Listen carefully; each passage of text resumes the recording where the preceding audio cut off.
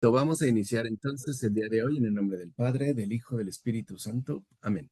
Dios te salve María, llena eres de gracia, el Señor es contigo. Bendita eres entre todas las mujeres y bendito es el fruto de tu vientre Jesús. Santa María, Madre de Madre Dios, de Dios, ruega por ruega por nosotros los nosotros tus pecadores, hijos. ahora y en la hora de nuestra muerte. Amén. Gloria al Padre, gloria al Hijo y gloria al Espíritu Santo, como era en el En el principio, principio, es ahora ahora y y siempre, por siempre, los por los siglos de los siglos de los siglos. siglos. Amén. Ave Amén. María Purísima, sin Sin pecado pecado concebida. concebida. En nombre del Padre, del Hijo, del Espíritu Santo. Amén. Bueno, en este tratado, San Zenón de Verona aborda el nacimiento de Cristo. Y lo primero que comienza a decir es que no debemos olvidar que hay un único verdadero conocimiento del misterio impenetrable de Dios. Y que este misterio no lo conoce nadie sino Dios mismo. ¿A qué se refiere con esto San Zenón o por qué lo menciona?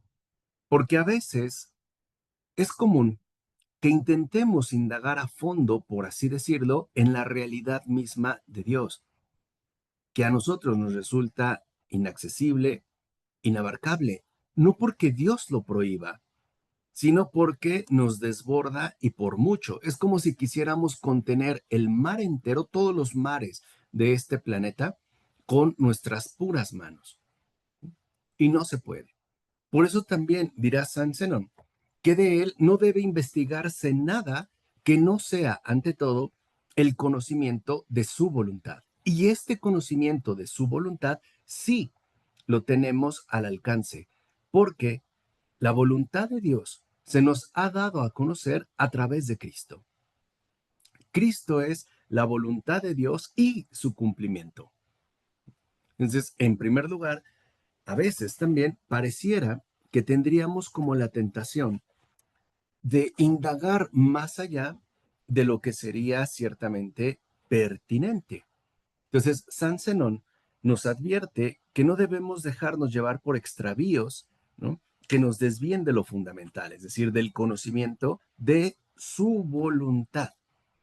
Dice, porque si no, a veces, por ejemplo, se desatan toda una serie de opiniones que, basándose en vanas argumentaciones, dicen cosas inadecuadas o falsas que no corresponden con la realidad misma que se busca encontrar. Es decir, debemos tener cuidado de no dejarnos llevar por los extravíos del propio pensamiento. Dice, quien intenta, ¿no? Tratar de abordar o tratar de alcanzar el conocimiento mismo del misterio, porque el misterio de los misterios es Dios mismo, ¿no? Y solo Él. Quien lo intenta, dice San Zenón, por medio de vanas argumentaciones, no es alguien que está dispuesto a darle culto, sino que se manifiesta más bien como un demente. Y aquí también a veces algo se nos olvida. Hay situaciones en la vida, hay momentos en los que no podemos comprender por qué suceden las cosas de la manera en la que ocurren. Y por lo regular, queremos nosotros tener como que claridad o por lo menos un mayor nivel de claridad al respecto. Pero cuando las situaciones, los sucesos, las circunstancias, las situaciones concretas de nuestra vida se vuelven incomprensibles, o me atrevo a decirlo así, dolorosamente incomprensibles, no nos queda otra cosa más que alabar el misterio divino en cuanto tal. Es decir, no me queda, pues, la posibilidad de obtener una explicación, pero sí puedo darle culto por medio de alabar a Dios como lo que es misterio. O sea que también nosotros como cristianos debemos aprender a dejar que Dios sea Dios. No sé si me explico. O sea, a no pretender que Dios tiene que obrar de una manera que a nosotros nos resulte comprensible o incluso ciertamente agradable.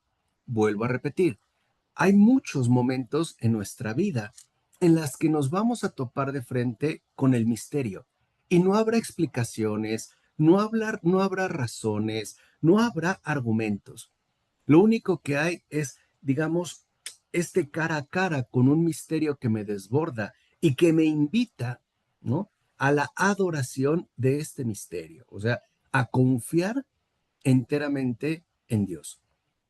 Hay muchas situaciones en nuestra vida que no vamos a poder comprender, por lo menos no en este mundo. No lo vamos a poder comprender.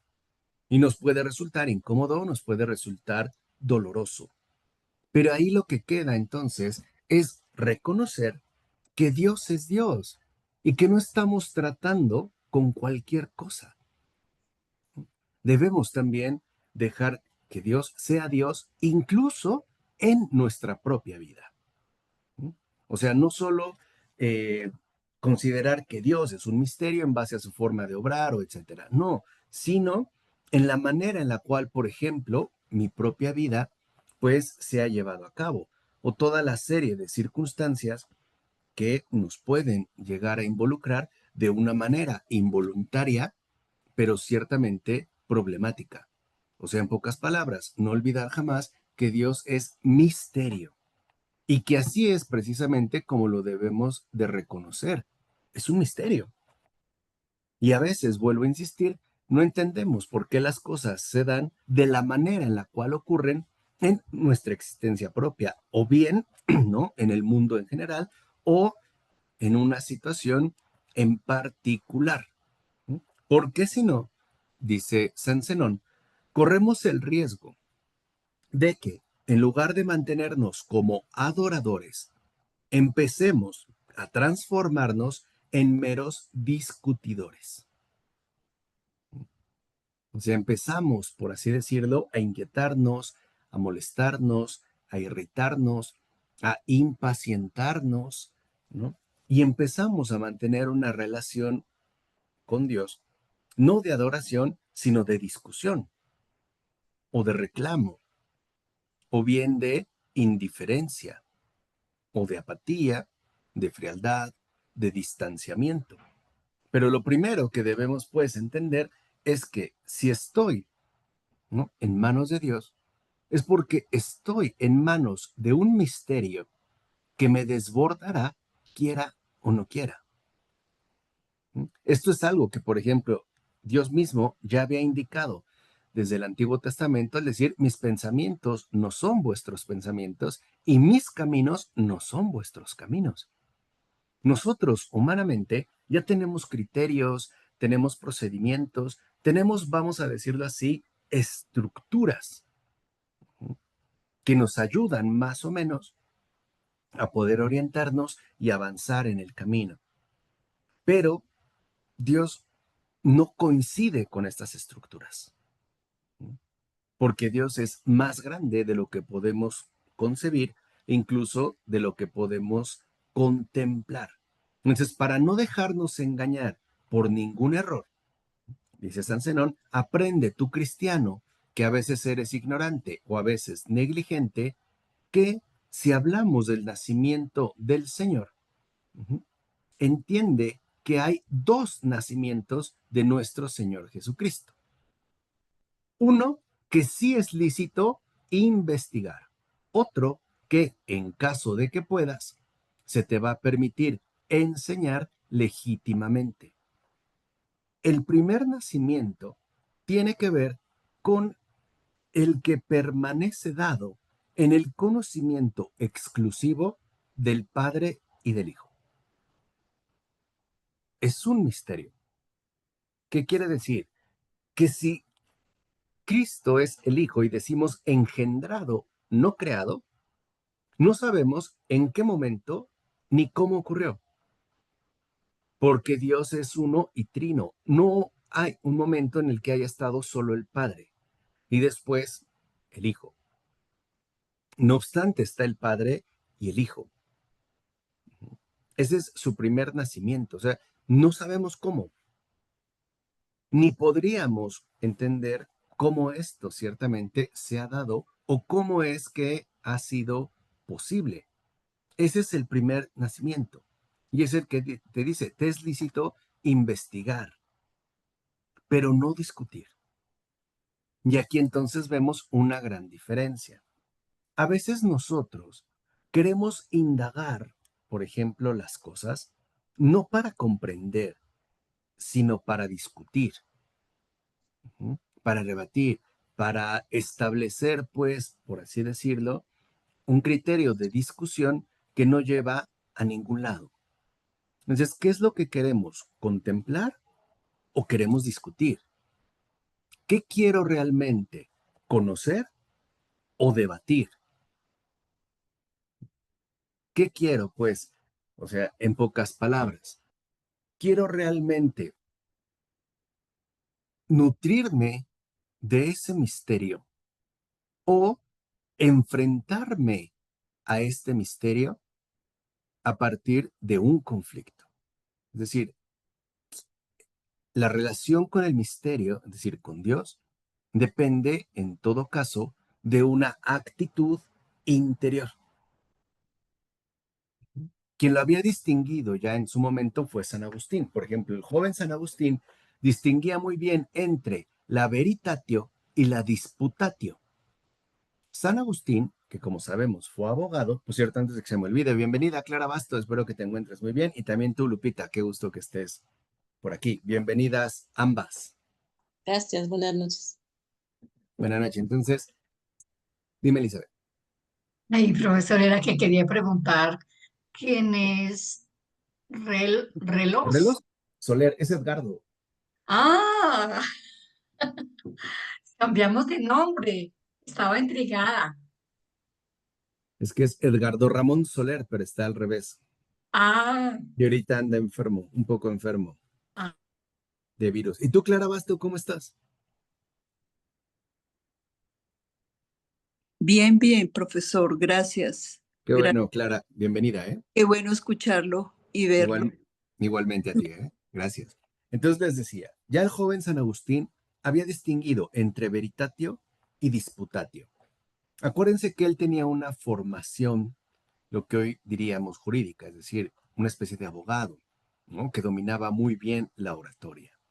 Y él decía que en la disputatio lo que prevalece es el enfrentamiento entre diversas posturas con el afán de resultar vencedor. O sea, la disputatio, ¿no? La discusión está movida de fondo por el orgullo personal. Quiero salir triunfante de una discusión. Quiero, pues, ¿no? Ser reconocido por mi astucia, por mi habilidad, por mi argumentación. Eso es disputatio. En cambio, dice San Agustín, veritatio es reconocer que más allá de mis argumentaciones existe una realidad mayor que nos puede incluir a todos y está basado en un espíritu de comunión, no de rivalidad. Entonces, lo que hoy vemos, por ejemplo, en los llamados debates, no es veritatio, es disputatio, porque lo que queremos es ganar la discusión. Lo que queremos es mostrar nuestra propia capacidad argumentativa, mientras que la veritatio nos lleva incluso a reconocer nuestras limitaciones y también, a lo mejor, las aportaciones que podemos recibir de fuentes distintas. O sea, en pocas palabras, la disputatio tiene como fundamento la discordia. La veritatio tiene como fundamento la concordia, porque lo que buscamos es un acercamiento mutuo que no elimina las diferencias, sino que las incorpora dentro de un marco de comprensión más amplio. De hecho, lo que llamamos ecumenismo no es el acercamiento de posturas religiosas diferentes, sino que el verdadero espíritu ecuménico, ¿no? Consiste en el acercamiento a partir de una veritatio que no se estanca en las meras discusiones, ya sean doctrinales, este, teóricas, conceptuales, teológicas, filosóficas, sino que va con un espíritu de humildad para poder, digamos, alcanzar un nivel de comprensión mayor. Entonces, lo que nosotros, dice San Zenón de Verona, lo primero que debemos aprender es a mantenernos lejos de la disputatio, porque no viene del buen espíritu. En cambio, la veritatio está movida por el buen espíritu.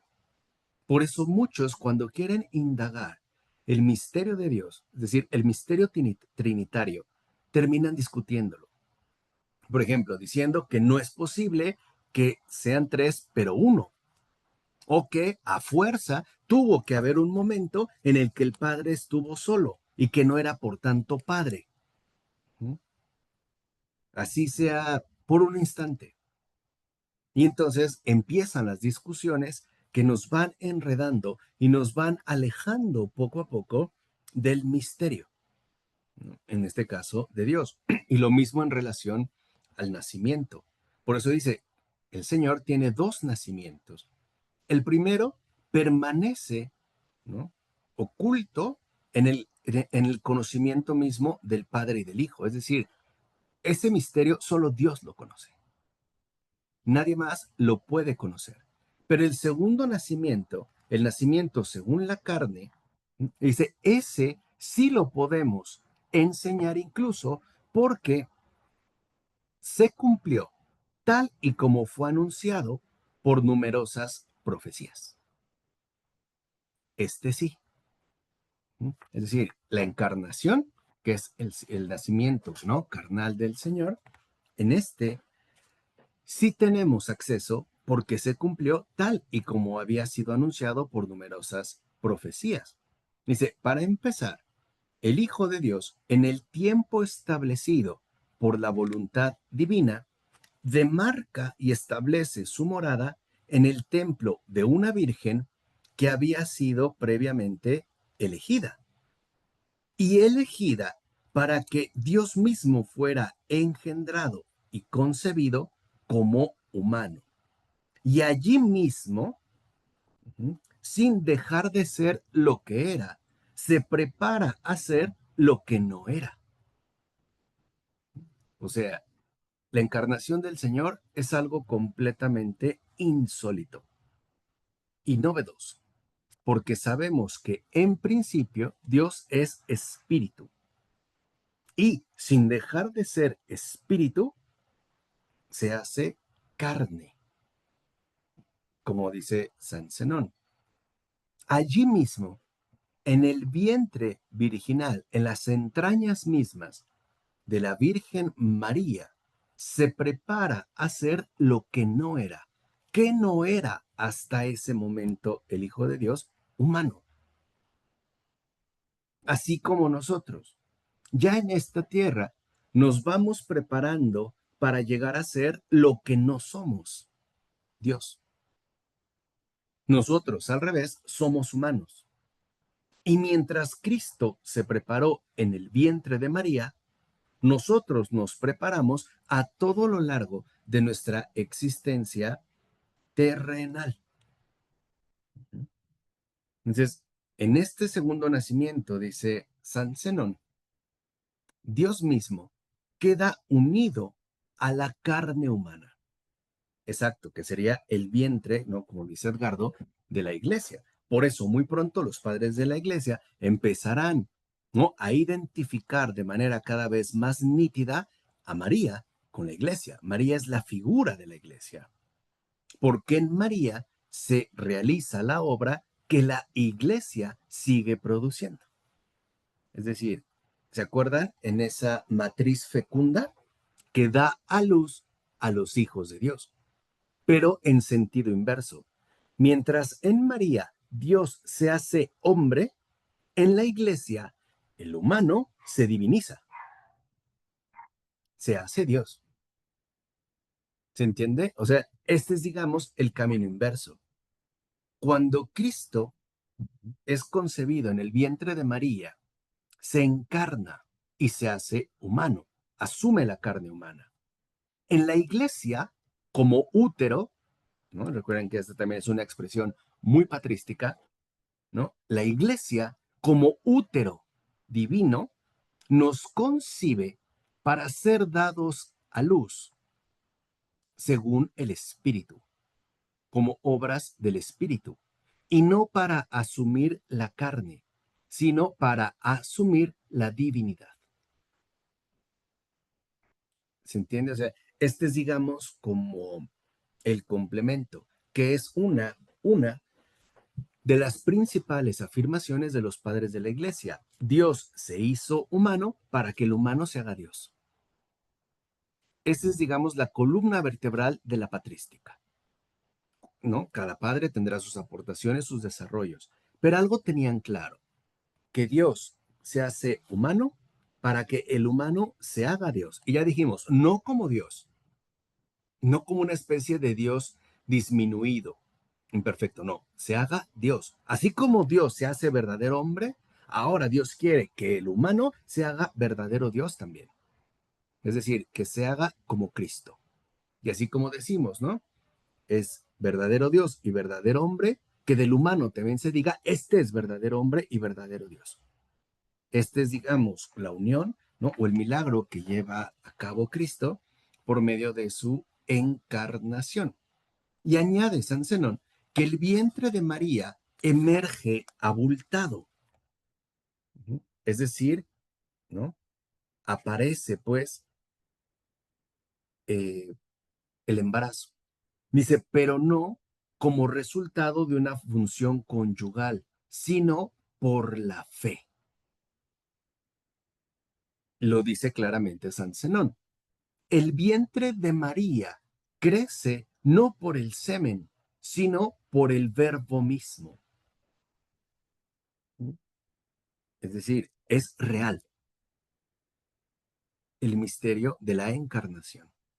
Tan real que el cuerpo mismo de María, ¿no?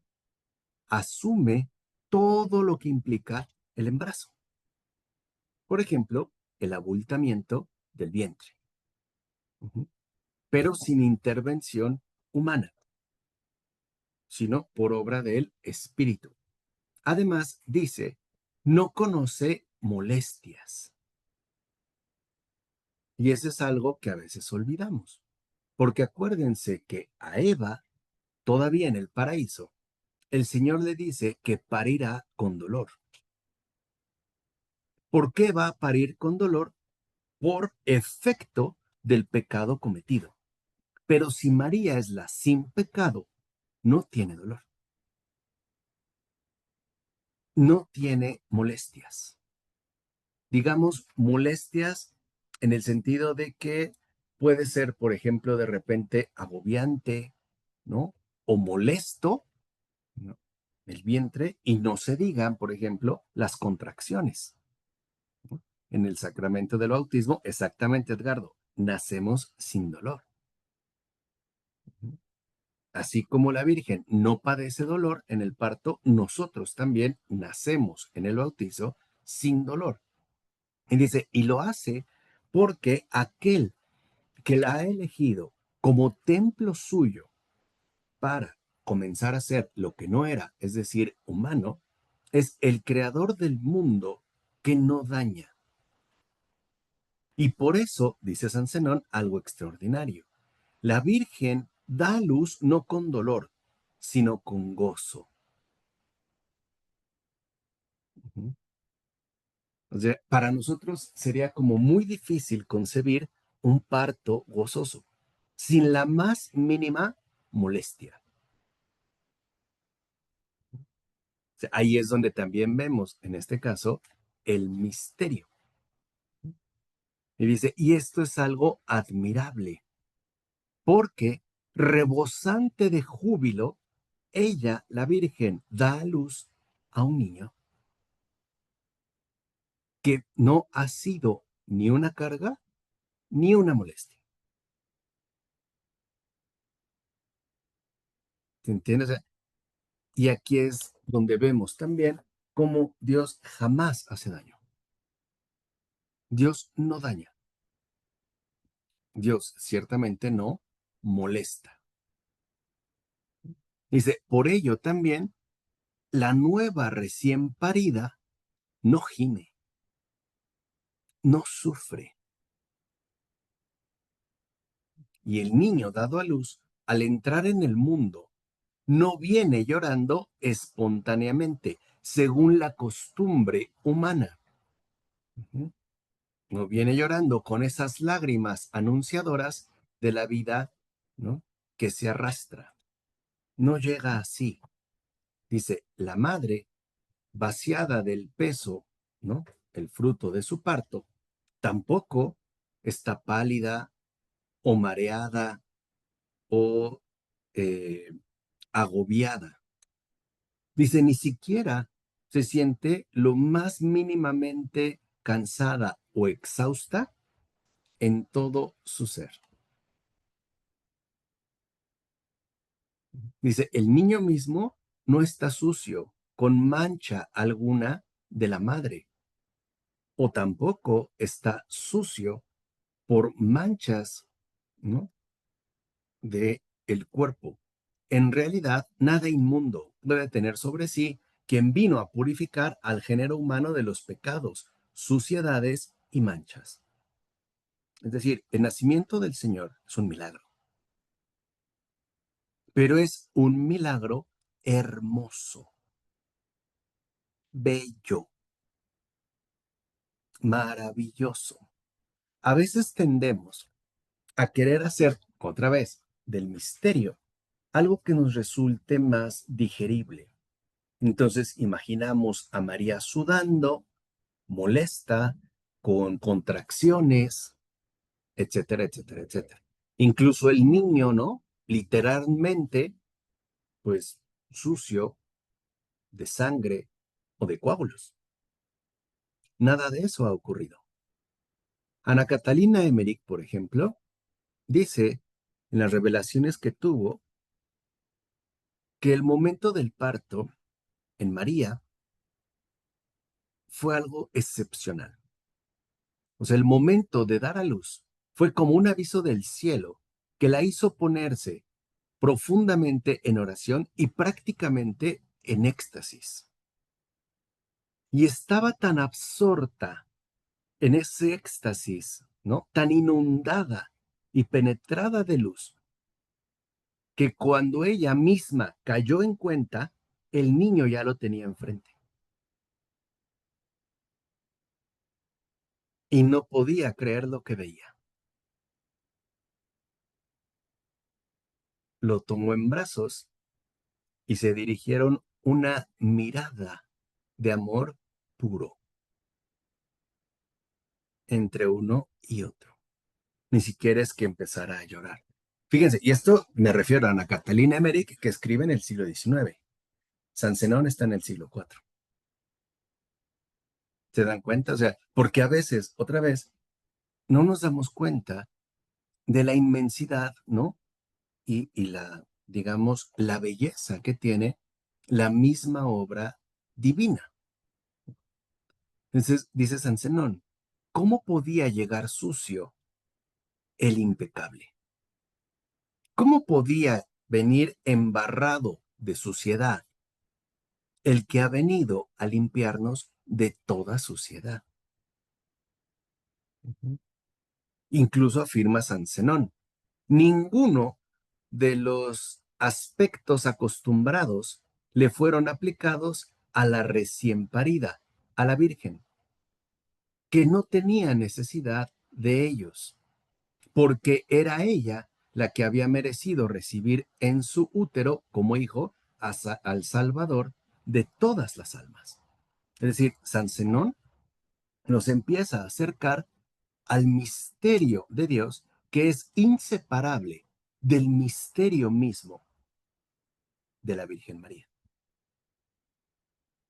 Van juntos.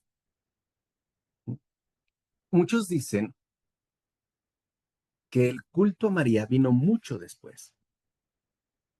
Y en parte tienen razón. Es decir, empieza más o menos en el siglo III, de una manera más definida. Pero se debe a que los primeros cristianos tenían muy claro que lo primero que había que asimilar era a Cristo. Es decir, que Cristo es primero. Y una vez avanzado en este terreno, se podía abordar ahora sí a la Madre de Dios. Y aquí también vemos la humildad de la Virgen, que no quiere llamar la atención sobre sí, porque lo único que quiere la madre es que se conozca al hijo. Y lo único que quiere el hijo es que se reconozca a la madre.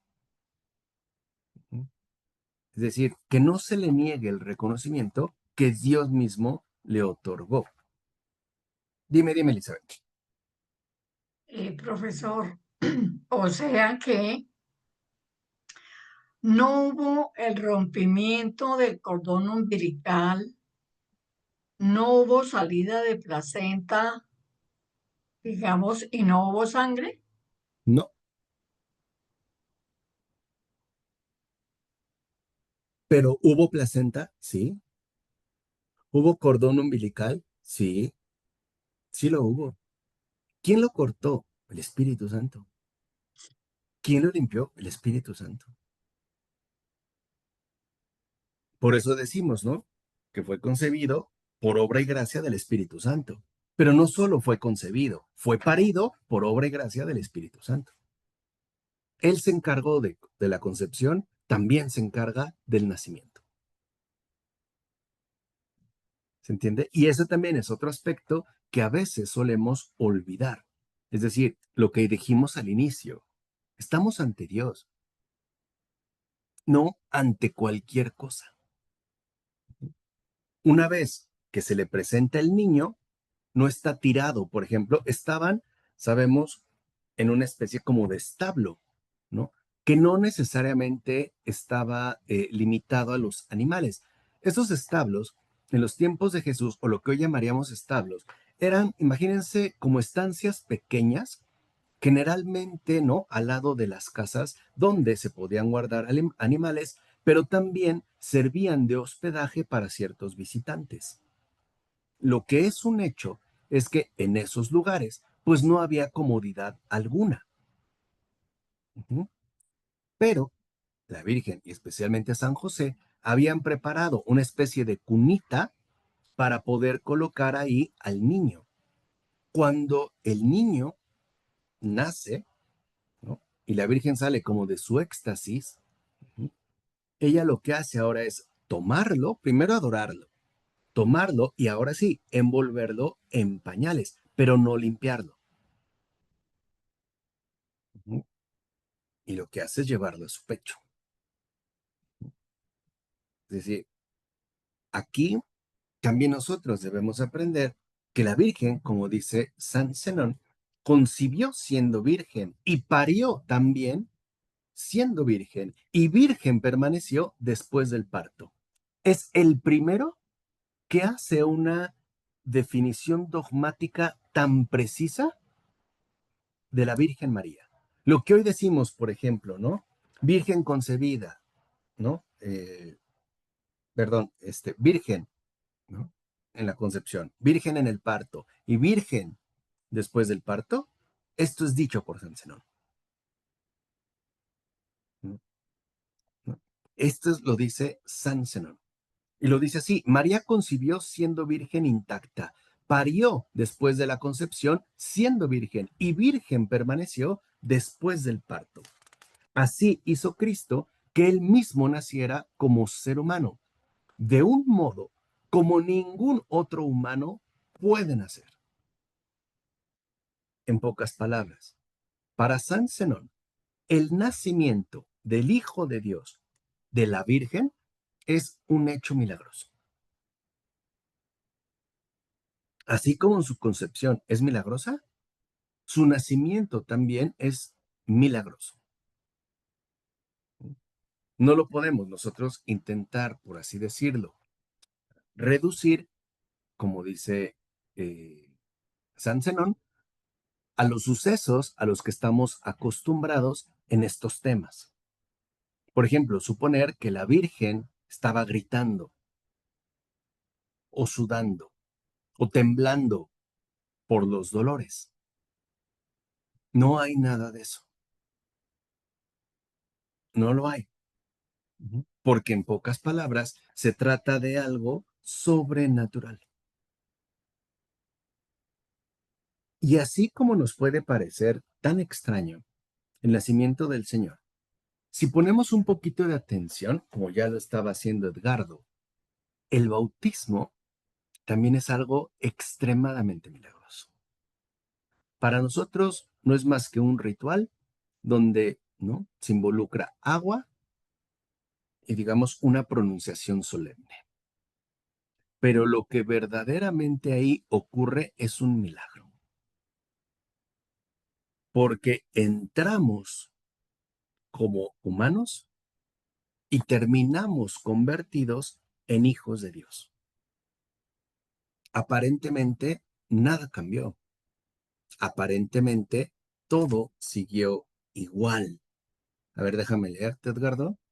Y si hay un signo parecido de no dañar lo creado, la presencia de Dios es el arbusto a Moisés, exacto, que se prende pero no se consume, que es de lo que más le llama la atención a Moisés. Cómo estas llamas no están quemando, no están consumiendo, ¿no?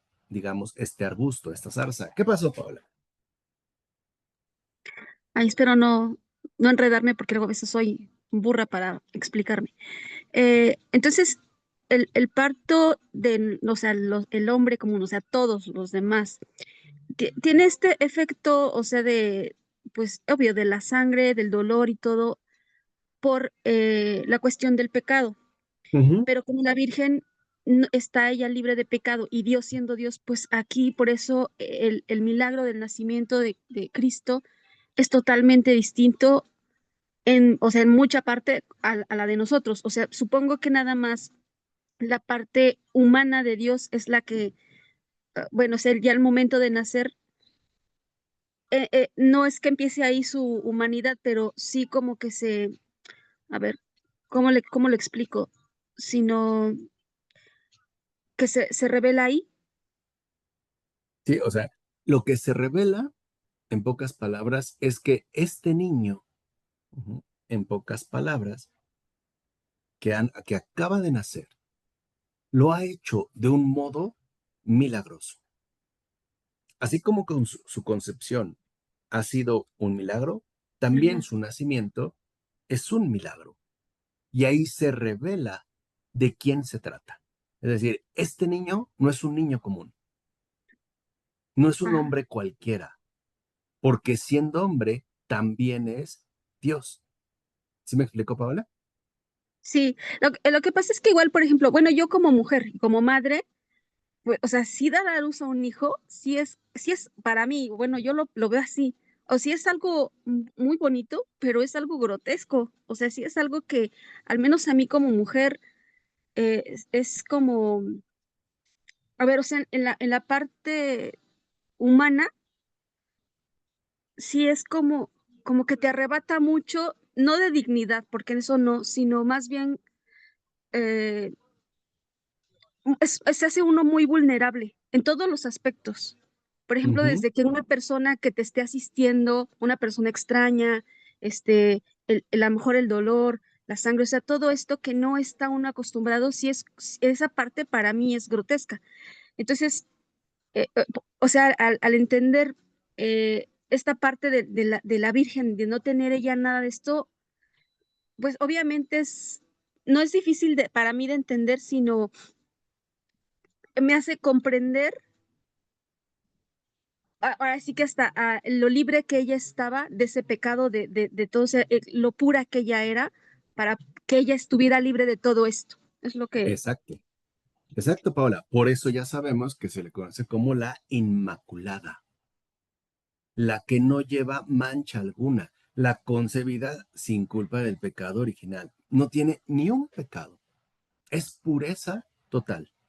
Y esta pureza es lo que le permite a Dios obrar libremente. Como dijo Edgardo en el chat, si María hubiese sufrido en el parto, ese niño no era Dios.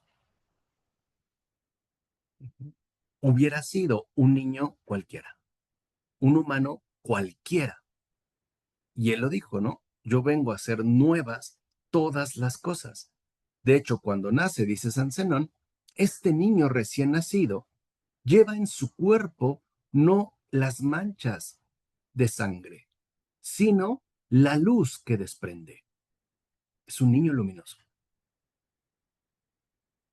Literal, en el sentido más literal, es un niño brillante. Eso sí, dice San Zenón, humilde en su carne, pero excelso en su majestad de omnipotencia. Porque aún siendo un recién nacido, aún en esa vulnerabilidad humana, no deja de ser Dios. Por eso cuando llega San José, en la ve, ¿no? Lo primero que hacen es adorar juntos al niño. No es que lo abraza y lo besa, está bien, ¿no? Respira. O sea, estas cuestiones, digamos, tan humanas, tan cotidianas, en ese caso en particular, no se presentan. Y debemos entender entonces, por un lado, al menos dos aspectos fundamentales. El nacimiento de Cristo nos acerca a un misterio extraordinario ante el cual no quedan explicaciones, es decir, no hay lugar para la disputatio, sino para la veritatio. Es decir, el nacimiento del Señor solo se puede recibir por medio de la contemplación, no de la discusión. Por ponerlo muy claro, ¿cómo salió el niño? No sabemos. No sabemos. Alguien diría, ¿fue parto natural? ¿Fue cesárea? No sabemos. Lo que sí sabemos es que salió del vientre de María. Y para María no fue uno, ¿no? Con dolor hubiese recibido pastores y visitantes extranjeros, ¿sí? Y además como si nada. Porque acuérdense que, por ejemplo, ¿no? Todavía hace un tiempo, las mujeres recién paridas tenían que pasar la cuarentena, ¿no? O sea, 40 días mínimo, fajadas, y caminando poco a poco a los 2, 3 días. No podían hacer esfuerzos. Y María sigue adelante como si nada. Es decir, así como en la concepción aparentemente no pasó nada, también en el nacimiento aparentemente no pasó nada. Pero todo ha acontecido. Y dice San Zenón, se dignó vestir realmente la carne por este motivo, para que nadie, absolutamente nadie, cuando venga el día del juicio, pueda excusarse a causa de la carne. En pocas palabras, decir que tengo disculpas porque la carne es débil es una mentira. Cristo nos ha enseñado que aún en la debilidad de la carne, uno puede cumplir la voluntad de Dios sin excusarse en falsos motivos. O sea, nuestra humanidad no está obligada a pecar. No es obligatorio pecar. No tenemos, pues, si lo quieren ver así, excusa. Es como si dijera San Zenón, Dios mismo se hace verdaderamente humano para que nadie, humanamente hablando, pueda excusarse el día del juicio a causa de su humanidad.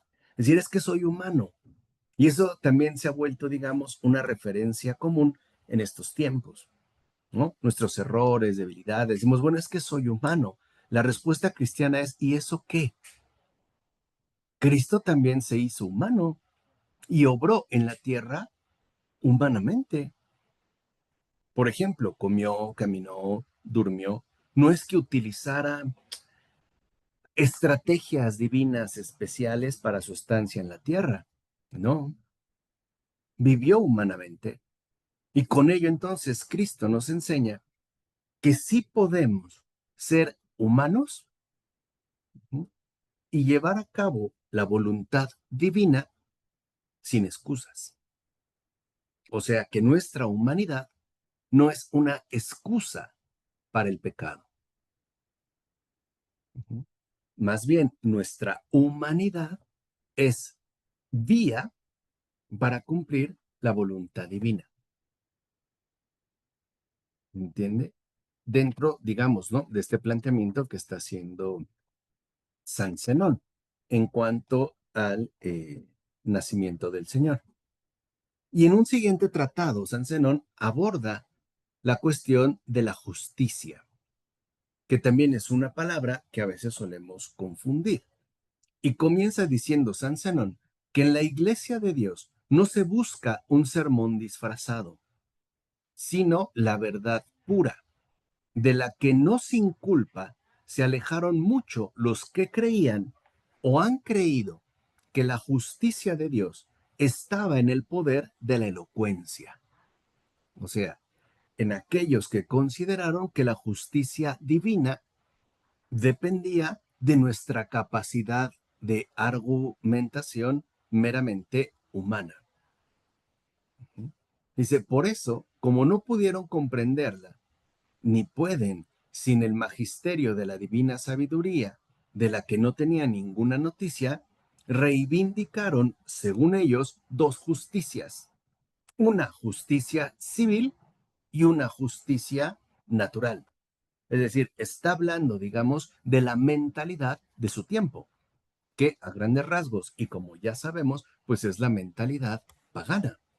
Dice, pero, ¿no?, sin pensar absolutamente en el futuro, solo se fijan en las comodidades de la vida presente y contra la verdadera justicia defienden la falsa en lugar de la verdadera, perdieron al final las dos, o sea, la de Dios, porque la creyeron insensata, inaceptable, ¿no?, porque se esfuerza más en ser útil para los demás que en buscar el propio beneficio, y la suya también, porque aun cuando está revestida del falso nombre de sabiduría, al mirar, ¿no?, por las propias conveniencias, nadie, aun siendo sumamente estúpido, podría negar que es injusta. Es decir, aquí ya San Zenón da un paso más adelante y lo que está diciendo es, lo que los hombres llaman justicia no es más que una estupidez. Porque en realidad, si nos fijamos bien en cómo se produce la justicia en el mundo, según los hombres, veremos que es a partir de puras conveniencias. Por eso, hasta la fecha, seguimos viendo que la justicia en este mundo no existe. Por eso hay personas inocentes en la cárcel.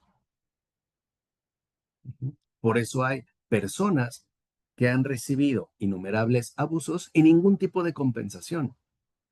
Porque lo que llamamos justicia civil no es más que un cúmulo disfrazado de conveniencias humanas. Más bien, dice San Zenón, desearían ser juzgados necios justos antes que sabios injustos, sobre todo cuando ya sus engaños están a la vista de todo el mundo. Es decir, al rechazar la justicia de Dios, que ahorita va a definir, y como humanos quisimos inventarnos una justicia, lo que terminamos haciendo fueron una serie de injusticias incontables. Dice, pues no pudieron al final cambiar la realidad, solo los nombres. Y que eso sigue siendo algo muy común. No podemos cambiar la realidad, pero pensamos o asumimos que si cambiamos los nombres, las cosas cambian. Por ejemplo, sabemos que hoy en las redes sociales, particularmente y en los medios masivos de comunicación, ya no se dice matar, porque según suena muy fuerte, se dice desvivir. Cambian los nombres, pero la realidad sigue siendo la misma. Dice, y llegaron a tal punto que por justicia, lo que verdaderamente ponen al descubierto es necedad. Y a la injusticia le han llamado sabiduría. Dice, y esto lo podemos probar con testimonios de la ley, donde se hallan estas palabras. Pues ya que el mundo, por medio de su sabiduría, no conoció la sabiduría de Dios, pensó Dios que era lo mejor salvar a los creyentes mediante la necedad de la predicación. Y de nuevo más adelante, si alguien entre vosotros parece ser sabio en este mundo, hágase necio, para ser prudente, pues la sabiduría de este mundo es necedad ante Dios. Está citando a Pablo. O sea, ahí, digamos, habría de entrada un contraste bastante notable. Dice, ¿por qué? Porque la sabiduría de este mundo, moviéndose siempre, ¿no?, en argumentos y adornada con la mentira disuasoria y agradable de una brillante elocuencia, se arma con la trompeta estridente de la voz y la espada afilada de la lengua. Así opera. O sea, en pocas palabras, es una farsa. Es una farsa. Dice, y además se aplica a todas las actividades y suele ser bastante llamativa para la gente, ¿no?, en general. Dice, observa bien y ve cómo actúa esta injusticia en los litigios del modo en que los propaga. Dice, por ejemplo, recoge costumbres perversas y peligrosas. Con sus incontables leyes impugna además sus propias leyes. O sea, hace leyes y luego hace leyes para invalidar esas leyes. En México ahorita eso está clarísimo, ¿no? Y en otras partes del mundo. Dice, y con el derecho restringe el derecho. Se supone que funda un derecho y con ese mismo derecho lo restringe. ¿Quién no ve que no hace ni ha hecho nunca nada recto en todo lo que se ha propuesto? Dice, esta supuesta justicia del mundo se considera miserable si no trastorna la verdad. Porque el verdadero móvil o motor de la justicia en este mundo es la fuerza bruta.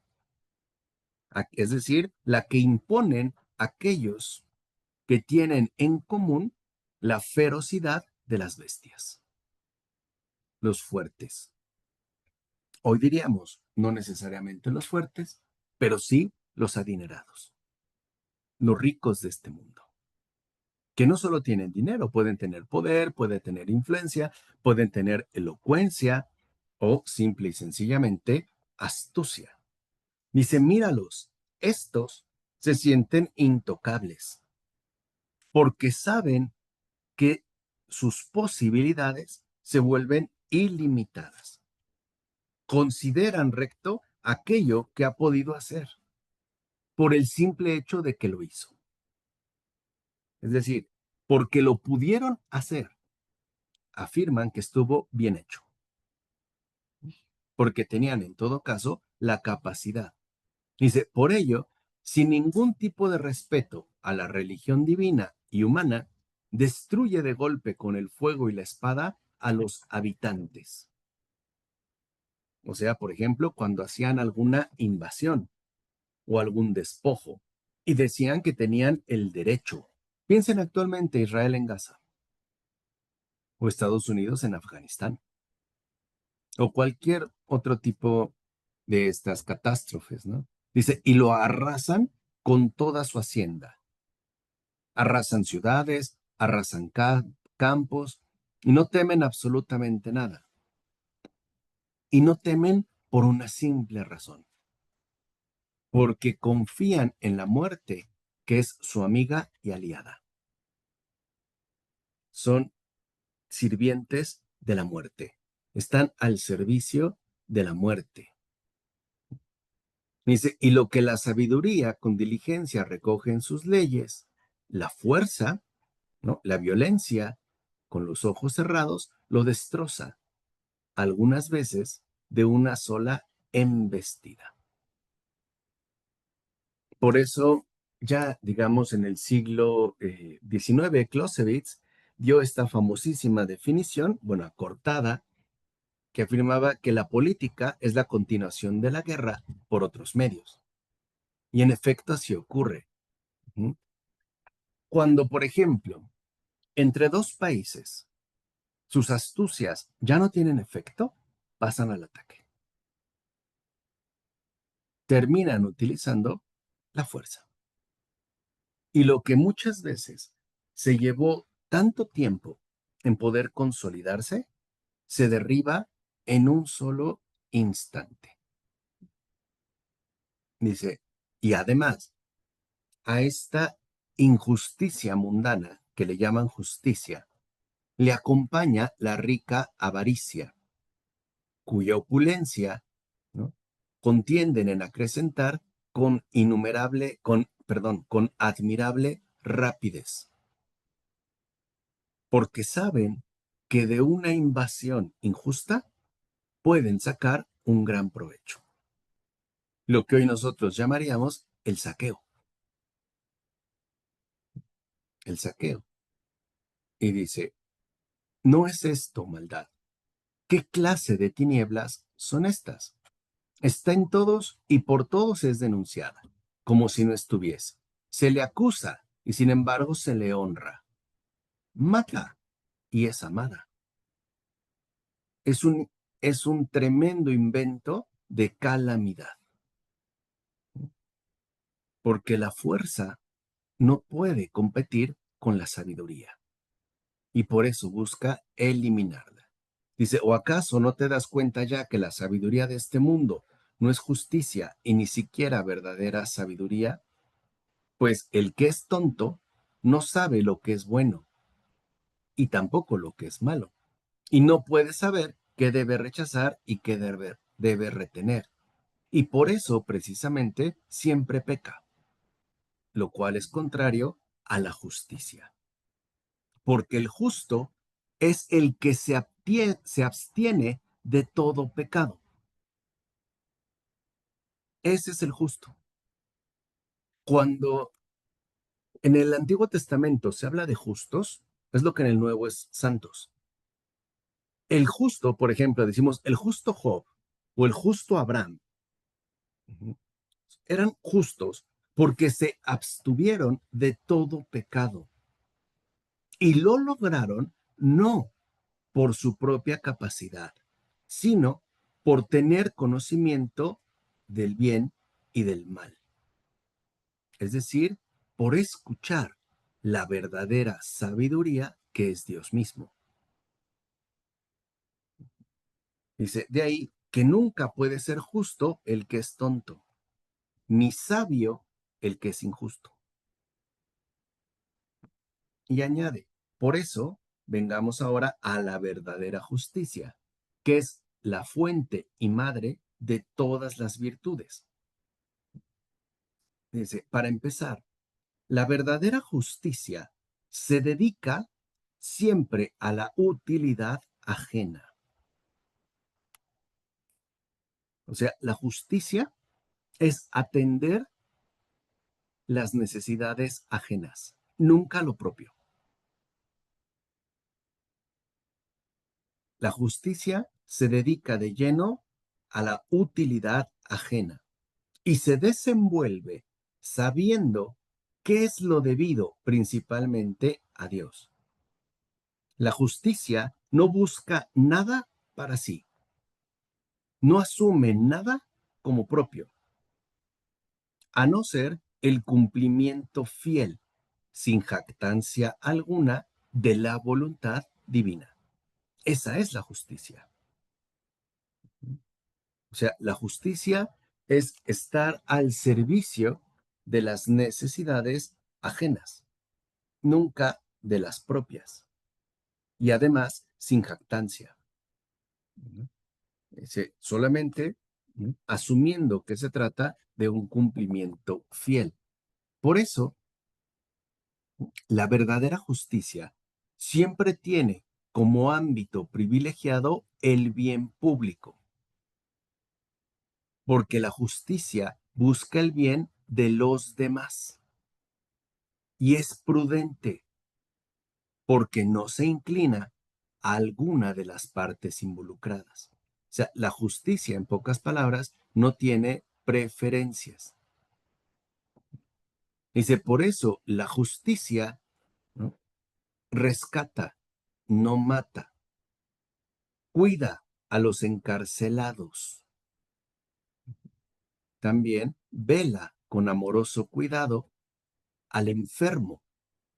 No soporta que los cadáveres queden abandonados, ¿no?, e insepultos, y olvidándose de su propia necesidad, derrama con abundancia sobre los pobres y miserables las semillas de la piedad. La justicia no se hace de rogar y tampoco consiente en ser remunerada, en especial con la paga de la alabanza.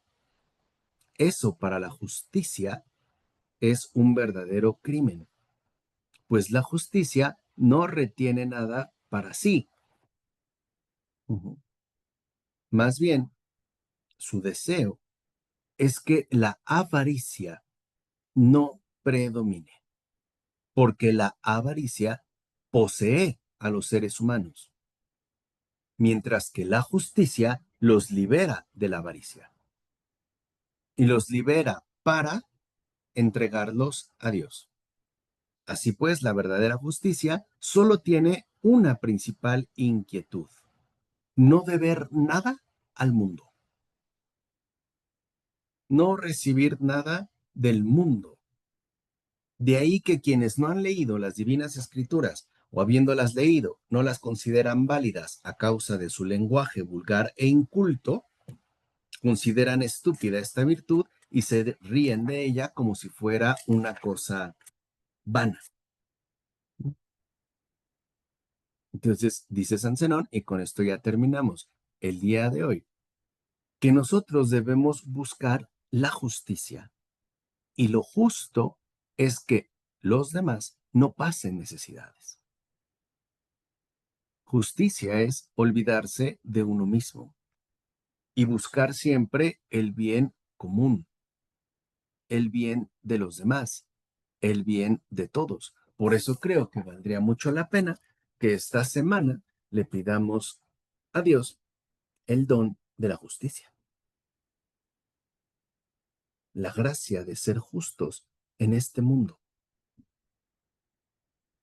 sin titubear, de ser justos sin dudar y sobre todo de ser justos en el día a día y momento a momento. ¿De acuerdo? Exacto, Edgardo. Amén. ¿Vale? Bueno, con esto terminaríamos entonces la exposición de este día, porque el siguiente viernes también seguirá hablando de la justicia, para que vean que era como un tema, ¿no?, importante que le interesaba. Y también que no olvidemos que el nacimiento del Señor, pues fue un hecho milagroso. Tan milagroso que ha hecho también que en el bautismo ocurra un milagro, el nacimiento de los hijos de Dios, sin sangre, sin suciedad, sin dolor. ¿Ok?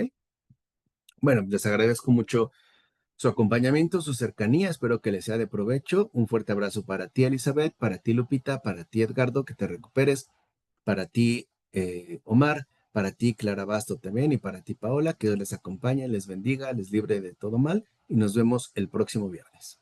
Muchas gracias, doctor. Buenas noches. Descanse. Cuídense y que pasen bonita noche. Gracias. Gracias. Bye. Gracias. Bye.